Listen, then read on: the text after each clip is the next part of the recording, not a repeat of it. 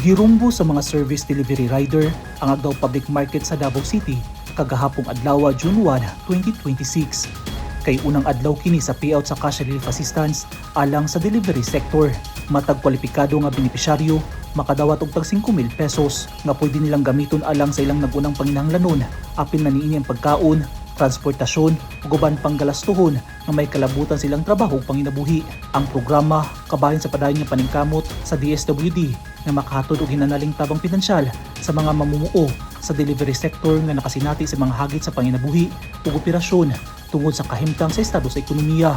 Busa gila sa Dswd ang mahinungdanong papel sa mga service delivery rider sa pagmintina sa kahapsay sa paghatod sa mga produkto ug serbisyo sa komunidad, tingwa sa cash relief assistance nga makatabang sa pinansyal nga panginahanglanon sa mga benepisyaryo ug mahatagan sila og dugang suporta aron mapadayon ang ilang pakigbisog sa kinabuhi. Gilauman sab nga makatabang kini sa galastuhon sa ilang mga pamilya.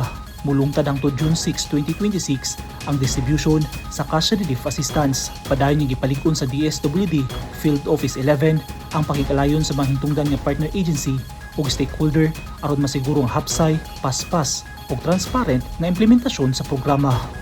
Eugene Hinutan, Newsline Philippines. Stay safe.